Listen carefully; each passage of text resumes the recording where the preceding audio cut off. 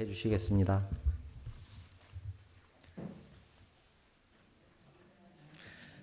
반갑습니다. 네, 우리 교도님들 지난번에 저랑 한번 만나고 또 이렇게 뵙게 됐습니다. 원래 교구에서 찐뽑기를 이렇게 하는데 운이 좋게도 제가 한 번 더 하반기에 이렇게 영광의 자리에 서게 됐습니다. 주제가 계문이거든요. 그래서 계문을 받으면서 가슴으로 정말 공부할 때가 됐구나. 대종사님께서 저보고 사실 제가 계문 공부를 잘 체크를 못하는 그런 삶을 살았는데 이 계문을 받으면서 저부터 다시 한번 챙기는 기회가 될 수 있어서 정말 감사드리면서 오늘 시작을 하도록 하겠습니다.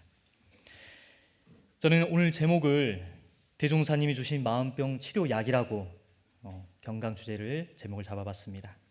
먼저 30계문이 어떻게 정리되었고 어떻게 지켜야 하는가, 그리고 특성과 또 제가 공부하고 있는 방법을 교도님께 함께 나누도록 하겠습니다. 30계문의 정의는 원불교 교도가 지켜야 하는 계율, 일체 악을 방지하기 위해 지켜야 할 규범입니다.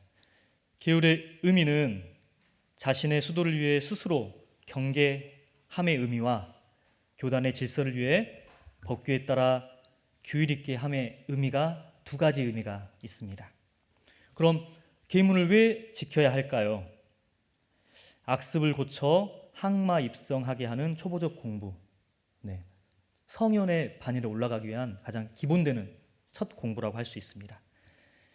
이 계문이라고 하는 것이 하지 말자는 조목인데 일시적 통제를 거쳐 영원한 자유의 인간이 되게 하는 것이고, 인과적으로도 악행을 끊고 선행을 하여 세세생생 고를 여기고 낙을 얻게 하는 것이며, 교단과 사회에 있어서는 무질서의 근원을 없애 평화의 사회를 유지하게 하려는 것, 곧 성불재중 재생의세의 서원을 지키는 데 도움이 되는 것입니다. 그럼 원불교 계문의 특성을 보면 처음부터 원불교 계문이 몇 개가 있죠? 30개가 있습니다. 네. 근데 처음부터 30개를 다 지키라고 하셨나요? 아니죠. 30개 있으면 도망갔을 거예요. 불교에서는 계문이 일반 그 스님과 제가자의 수가 다르고, 또 여자 스님과 남자 스님이 또 수도 또 다르고, 대략 300개가 넘습니다. 이렇게 굉장히 많은 수가 있는데 저희는 다행스럽게도 30개만, 그리고 처음부터 30개가 아니라 처음에는 10개, 그리고 특신급의 다음 단계에서 10개, 그리고 10개, 이렇게 단계별로 받을 수가 있습니다. 그리고 또 하나의 특징은 정말 시대와 생활화에 적합하게 되어 있다고 할 수 있습니다. 이 계문에 다른 종교나 다른 곳에서 없는 연고라는 게 있는데, 연고가 뭐죠? 특별한 까닭 없이, 특별한 이유 없이, 연고자. 그래서 보통급에는 5개의 연고가 있고, 특신급에 1개, 상전급에 1개, 이렇게 총 7개의 연고자가 있습니다. 회보 46장에 보면 불법의 대중화를 목표로 하기 위해 누구나 지킬 수 있는 30조문을 정하여 계문으로 했고, 이것이 현실 생활에 맞도록 시대와 생활에 적합하게 되어 7개의 연고 조항을 두므로 극단적인 금욕을 주장하는 소승적 계율이기보다는 곧 까닭이 있는 경우 욕구를 인정함으로써 저력을 주장하는 대승적 계율이라고 밝혀주셨습니다. 대종사님께서 이렇게 말씀을 해주셨습니다. 그러면 저희가 귀에 걸면 귀걸이, 코에 걸면 코걸이, 이렇게 연고를 어떻게 적용해야 될까요? 이것도 대종사님께서 말씀해 주셨습니다. 연고의 궁극적 기준은 생명에 도움을 주는가 그렇지 않는가, 또 영적 삶과 육적 삶, 영육상전에 도움을 주는가 그렇지 않는가에 따라서 범계의 기준이 되어라 라고 하셨습니다. 네, 그래서 부처님의 마음처럼 넓은 품으로 또 스스로가 내가 이 범계의 조항을 지키면서 점검해 나가면은 좋을 것 같습니다. 원불교 계문의 교리적 위치와 형성 과정을 살펴보면 교리도 오른쪽 손과 발 쪽에 있는 진공묘의 수행문, 그리고 사막 공부 중에서 정신수양 사리연구 작업치사 중에 작업치사에 해당된다고 할 수 있습니다. 물론 사막 공부가 두루두루 하는 공부지만 특별히 이 주의 조행 취사 과목의 계문을 찾아볼 수 있습니다.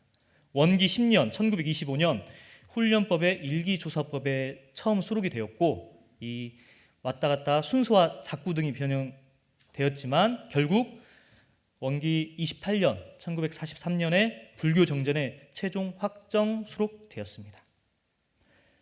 대종경 선해록 유시개요장 20절에 대종사님께서 앞으로 내가 없으면 마음이 허황하여져서 계문을 등한히 여길 무리가 나올 것이다. 계문을 범하는 자는 곧 나를 멀리하는 자요, 계문을 잘 지키는 사람은 곧 나와 함께 있는 사람이니 삼십계문을 특히 잘 지켜라 라고 부촉을 해주셨습니다.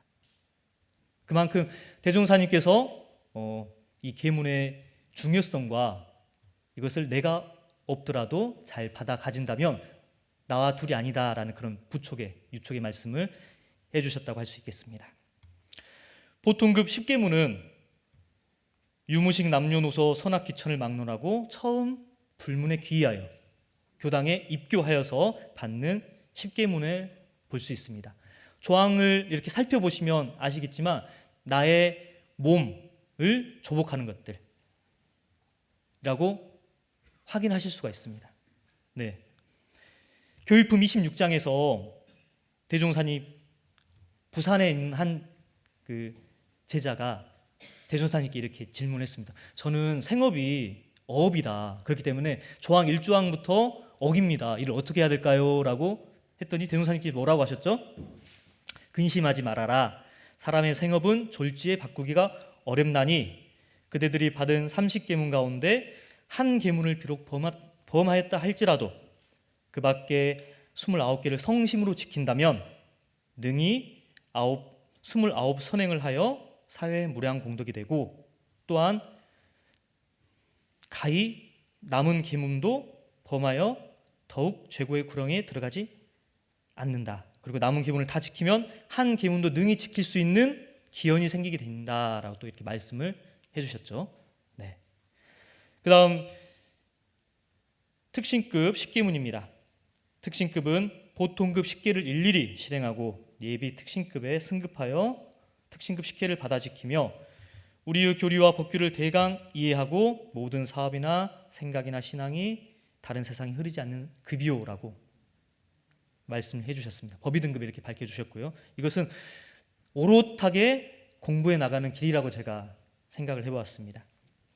보통급 10계문으로 평상시에 전일의 습관, 나의 몸을 조복받았다면 이제 조금씩 교법을 알아가고 더욱더 특별한 신심으로 이어나가는 거죠. 조목조목들이 그렇게 연결이 되어 있습니다.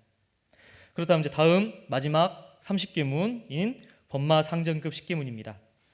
법마상전급은 보통급 10계와 특신급 10계를 일일이 실행하고 예비 법마상전급에 승급하여 법마상전을 10계를 받아시키며 법과 말을 일일이 분석하고 우리의 경전 해석에 과히 착오가 없으며 천만 경계 중에서 사심을 제거하는 데 재미를 붙이고 무관사에 동하지 않으며 법마상전의 뜻을 알아 법마상전을 하되 인생의 요도와 공부 요도의 대기사는 아니하고 세밀한 일이라도 반수 이상의 법에 승을 얻은 사람의 급이요라고 하셨습니다. 이제 속 깊은 마음 공부의 시작이라고 할 수가 있겠습니다. 반수 이상이라고 하는 것은 어떻게 할까요? 쉽게 너무 어렵게 생각하지 마시고 그냥 10번 중에서 6번만 한다. 그래도 반수 이상이거든요. 네, 그렇게 마음을 너무 어려워 이렇게 생각하지 마시고 내가 반수 이상이라도 할 거야 라고 마음을 잡으시면 좋을 것 같아요. 그 다음이 이제 30계문이 지나면 어떻게 되죠? 법강학마이. 여기 이제 교수님 중에서도 법사님들이 많이 계시는데 여기서부터는 30계문을 이제 졸업한 거예요. 성현이 성자가 됐기 때문에. 네. 그렇기 때문에 여기서는 법에 얽매이지 않고 계문에 붙잡히는 공부가 아니라 안으로 하는 심계, 마음으로 하는 심기가 있어야 된다. 이것을 대종경 수행품 63장에서 또 밝혀주셨습니다. 저는 정식으로 이제 우리 교도님들 각자 법위를 알고 계시나요? 내가 보통급인지 특신급인지 법마상정급인지 법강항마인지 내 법위를 내가 스스로 알고 있다. 손을 한번 들어주실래요? 이렇게 겸손하십니다. 혹시 모르신다, 내가 모르신다면 우리 교무님께 제가 어느 정도죠? 이렇게 물어보시기도 하고, 또 원티스에 들어가서 나의 복전이 있어요. 나의 복전을 클릭해 보면은 내가 어느 정도입니다 라고 이렇게 표시가 되어 있습니다. 그걸 보고 참고를 하시면 될 것 같습니다. 저는 계문 공부를 할 때 가장 중요한 게 이거라고 생각합니다. 일일이 실행하고 또 날마다 대조한다. 솔직히 저도 가슴에 손을 얹고 날마다 대조하는가, 일일이 실행하는가. 일일이 실행하는가는 좀 자신이 있는데 날마다 점검하는가는 좀 자신이 없더라고요. 그래서 대종사님께서는 저녁에 상시 일기장에 이 계문 유문형과 계문을 번가하는 걸 체크를 해라, 번수를 기재를 해라라고 그렇게 촘촘하게 공부하는 방법까지 말씀을 해주셨습니다. 날마다 기재하지 않으면 머리로만 하는 관념 공부에 머무르기 쉽습니다. 일상에서 공부하다가 이걸 마무리를 꼭 해야 합니다. 우리 교화단 그 공부장 있죠? 거기에도 체크가 될 수 있고, 혹은 이제 수첩을 통해서 번수를 기록해서 일기장에 옮겨 적는다든지, 또 요새는 핸드폰이 굉장히 잘 돼 있습니다. 어플을 통해서 이렇게 누르기만 하면은 옛날에 그 유문형 계수기 좌선 상산이 유문형 계수기가 있어가지고 그렇게 했던 것들을 할 수가 있기 때문에 좀 스마트한 우리 교도님들이 되셔가지고 내 몸과 마음을 잘 점검할 수 있으셔야 될 것 같습니다.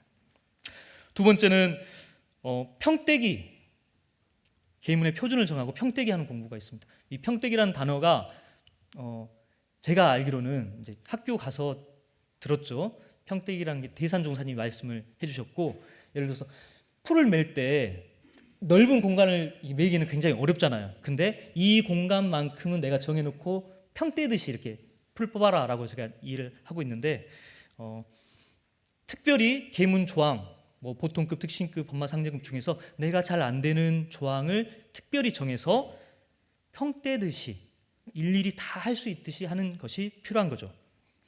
제가 잘 안 되는 것이 다른 사람의 과실을 말하지 말며 조항이 잘 안 돼요. 그래서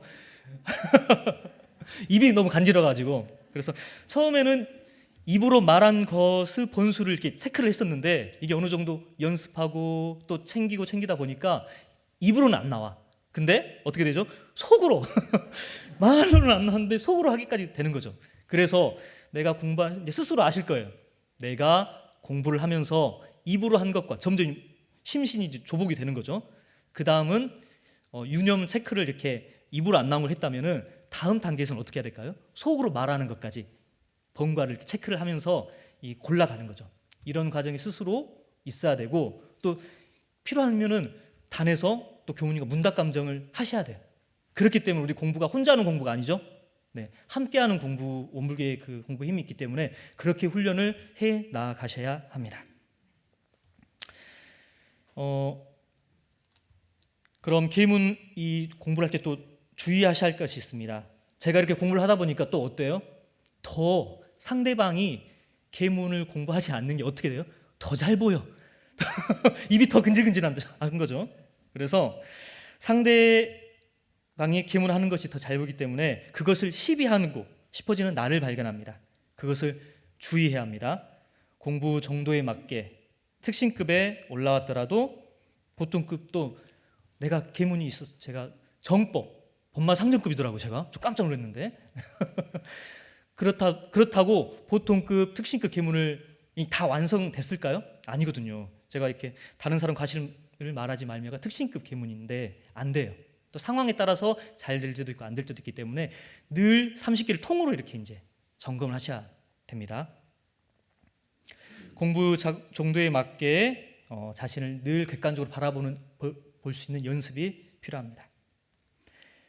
마지막으로, 그렇다면 이 계문을 누가 공부하는 건가요? 대종사님이요? 아니죠. 지금 네, 감사합니다. 늘 잊지 말아야 할 것은 누가 어떤 마음으로, 어떤 정신으로, 어떤 상태로 계문을 지키고 있는 것을 알아차리는 것이라고 생각합니다. 지금 이 소리를 듣고 있는 한 분 한 분 마음속에 있는 그 깨어있는 정신, 그리고 이미 부처임을 알고 있는 한 정신을 오롯하게 유지하고, 이미 알고 계시죠? 그 정신을, 마음을 오롯하게 볼 수 있는데 가져다가 쓰는 거지, 이 계문에 속박이 돼서 힘들게 하는 게 아니라 나를 정말 더 자유롭게 해줄 수 있는 것으로 하지 말자는 조목 계문을 공부하셨으면 좋겠고, 또 하자는 조목 솔성요론 이런 것들이 있습니다. 그래서 이런 계문을 통해서 늘 잊지 말아야 할 건 내가 이미 청정 자성 법신불이다, 경계에 속지 않고 살아가겠다라는 마음을 심고 교당에서 도반과 교부님과 함께 공부해 나가셨으면 좋겠습니다. 감사합니다.